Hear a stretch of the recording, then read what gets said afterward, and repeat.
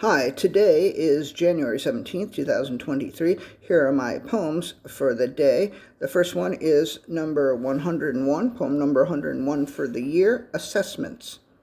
Assessments were mints that you could take that would help you assess where you were at in your life. She was really into self-improvement, so she never went anywhere without a box. She also liked to drop obvious hints to others by occasionally offering them an assessment from her box. Some people were initially offended, but if they took a mint, the feeling of being offended quickly evaporated as the person began to see how they had been wrong and began to rethink their approach to things. Sales of assessments peaked around the turn of the 21st century. It's been a while since the inclination toward self-examination was a widespread phenomenon among the populace, but she was a true believer in both that power and in the power of assessments to improve her life. So for many decades, she passed along her experience and her mints to anyone she thought might benefit from them. Poem number 102, Dad Jokes. I'm glad that my father wasn't into rock and roll, because if he had been, then when I acted up or got out of line or something, he probably would have said to me, "Johnny, be good." That sounds just like the kind of dad joke my dad would make, and as it was, he had a few standbys. He would sometimes say, "You're a card, you should be dealt with." Or if you said, "I'm thirsty," he would say, "No, it's not, it's Monday," or whatever day it was. So I would try to remember to only say I'm thirsty on Thursdays. My dad told dad jokes before the term dad joke was in widespread use, maybe even before the term existed. And he would always smile that dads always smile when they tell a dad joke, and we would roll our eyes or groan or whine. Now that I think about it, I guess this was love. I mean, of course it was. At the time it seemed annoying, but this was love. Dad jokes and our reaction to them. That was love. Poem number 103, Annoying.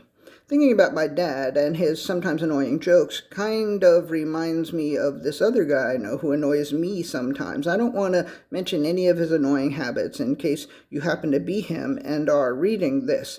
That is unlikely because as far as I know, he doesn't read these poems or listen to or watch me read them. Still, it's best to be on the safe side. So here I am with this poem about a guy who does annoying things, and I feel like I can't mention any of the annoying things. So this poem about this annoying guy is actually also annoying, or perhaps I am just easily annoyed. Of course, if that's true, that would also be annoying.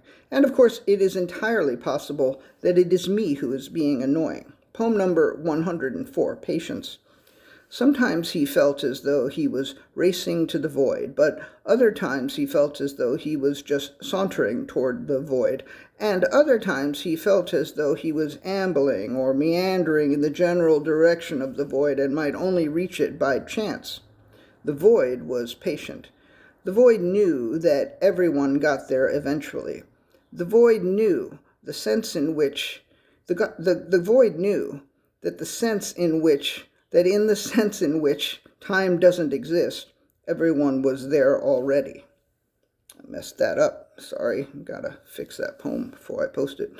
Poem number 105, Boring Shit. About 6% of his brain was taken up by boring shit. Chores, hygienes, picking out the day's outfit, televised sporting events, paperwork, certain conversations, waiting, the frustrating feeling of being stuck, particular scenes in movies that he generally loved except for those particular scenes that were kind of boring, and of course the 6% of his brain that was taken up by boring shit was boring too, but he was glad that it was only 6% of his brain. He was glad that nearly 95% of his brain was not taken up by boring shit, and he knew that if he really tried, he could even make himself interested in some of the things that he currently found boring. One of his most useful mantras was, "Only boring people are bored." He didn't want to be boring. He didn't want to be even 6% boring. So occasionally he tried to interest himself in some of the things that bored him. It was boring work, but occasionally it yielded interesting results.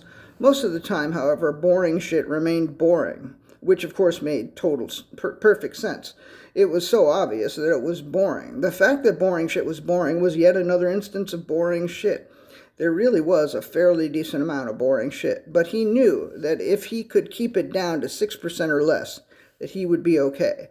6% was a lot, but it wasn't too much boring shit. All right, thank you for listening, watching, etc. As always, I truly, truly appreciate it.